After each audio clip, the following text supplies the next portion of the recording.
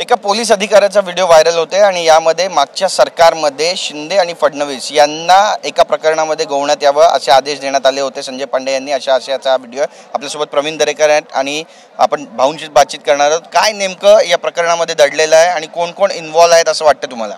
महाविकास आघाडी सरकार कशा पद्धतीने सूड भावनेनं काम करत होती हे या निमित्तानं महाराष्ट्रातील जनतेसमोर काल मीडियातनं आलं।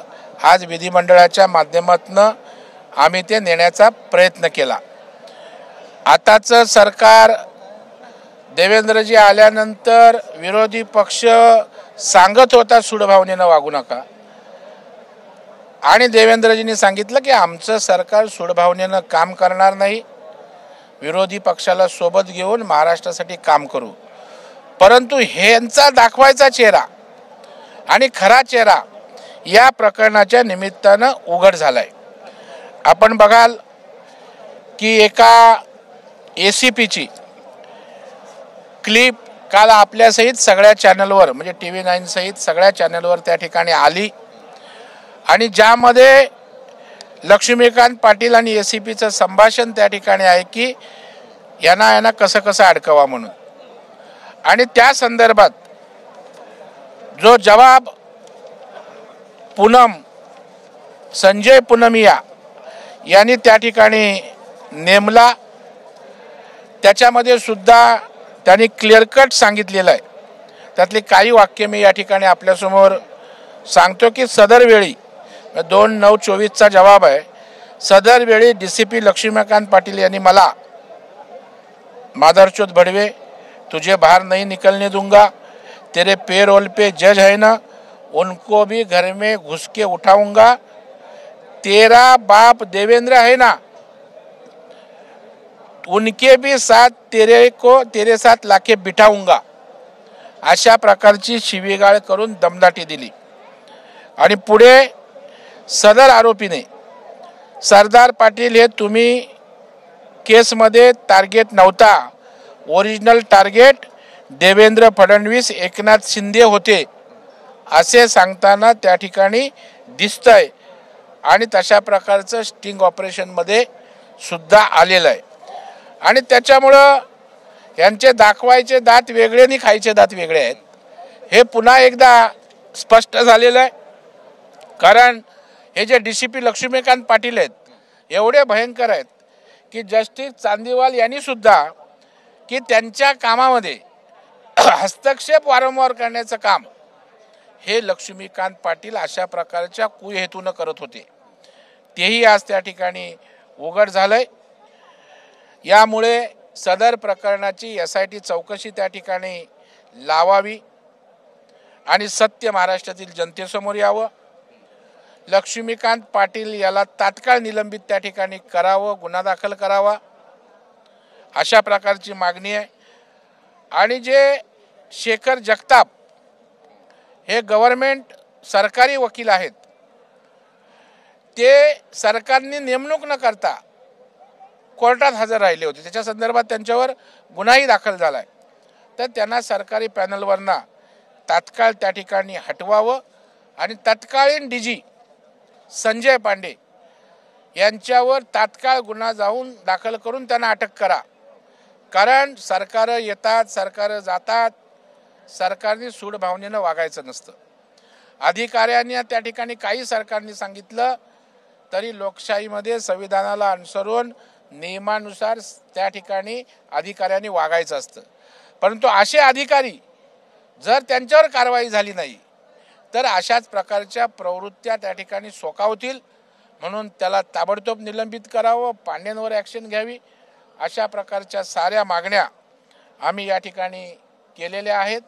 आणि या संदर्भात सरकार म्हणून आमचे शंभूराजे देसाई यांनी सुद्धा आमच्या मागण्या मान्य केल्या आहेत। सदर प्रकारची चौकशी लावली जाईल, त्याच्यामध्ये योग्य ती कारवाई करू।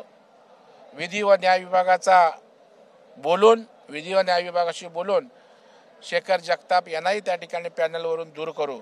अशा प्रकारच्या वेगवेगळ्या प्रकारच्या मागण्या या ठिकाणी झालेल्या आहेत, त्याची पूर्तताही सरकारच्या वतीनं आश्वासनाद्वारे झाले, परंतु हे आश्वासन न राहता याची पूर्तता व्हावी. या गंभीर घटना पुन्हा होता कामा नये. का राजकीय नेते आपलं करिअर पणाला लावतात, लोकांसाठी काम करतात आणि सरकार बदलली म्हणून आता आमचं सरकार आहे म्हणून आम्ही सूडभावनेनं हेच करायचं का? तर कुणीही करू नये म्हणून हे प्रकरण त्या ठिकाणी गांभीर्याने सरकारने घेतलेलं आहे, कारवाई करेल असं मला वाटतं. शिंदेंना सुद्धा ULC घोटाळ्यामध्ये फसवण्याचे आदेश होते पांडेंचे, अशी पण माहिती समोर येते, त्याबद्दलही चौकशी होईल. नाही, खरं आहे म्हणजे शिंदे साहेबांना तर बेजार करण्याचं काम या लोकांनी केलं. शिंदे साहेबांची लोकप्रियता नगरविकास मंत्री असतानाच वाढत होती. बाळासाहेबांचा हिंदुत्वाचा विचार महाविकास आघाडी गुंडाळून ठेवतं हे दिसत होतं, त्यांनी अस्वस्थ होते आणि त्यांच्या मनामध्ये एक वैचारिक बंड करायचं की अशी स्थिती असताना आता ह्यांना त्या ठिकाणी आपण चेपून टाकू, यांना आता आपण अडकवून टाकू, ही त्यांची मानसिकता होती सरकारची. हे आता त्या ठिकाणी बाहेर आणलंय.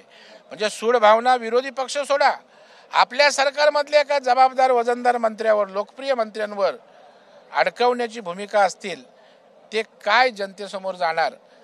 आणि जे देवेंद्र फडणवीस साहेब निष्कलंक चारित्र्यवान नेता असा महाराष्ट्रात त्यांची ओळख आहे, देशात ओळख आहे, त्यांना अडकवण्याचा खोट्या प्रयत्न करून त्या ठिकाणी जे काय होत होतं आणि सूड भावनेनं सरकार कसं वागत होतं हे पुराव्यानिशी या ठिकाणी समोर आले. पण या सगळ्यांचे मास्टर माइंड नेमके कोण होते काय वाटतंय तुम्हाला, आणि मास्टर माइंड पर्यंत सरकार आता पोहोचेल का?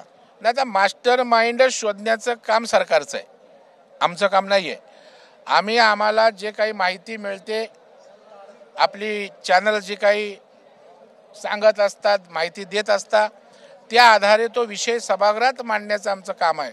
ते ताकदीनं मांडलं आहे. आता यामागे ही लिंक कशी आहे ती सांगितलं, पण याचं मूळ आहे तेच मास्टर माइंड शोधण्याचं आम्ही त्या ठिकाणी सांगितलं आहे आणि सरकारची कामगिरी सरकार करेल असं मला वाटतं. पण राजकीय मोठे मासे गळायला लागतील या सगळ्या प्रकरणातून.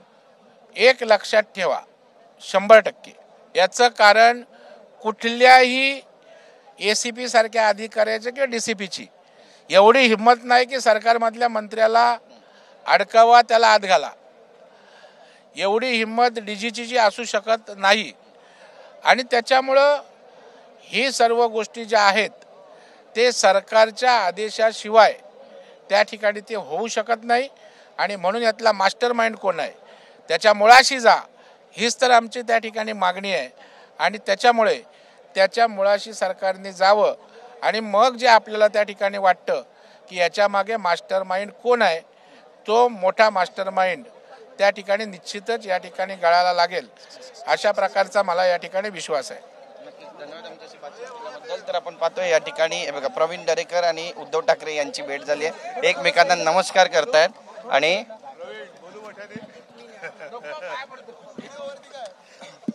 तर बोलू का मोठ्याने म्हणतायत, तर असे एक भाषा या ठिकाणी पिकलेला आणि दोन्ही मोठे नेते एकमेकांसमोर आलेले आहेत. कॅमेरापासून योगेश गुरवसह गिरीश गायकवाड, TV9 मराठी, नागपूर.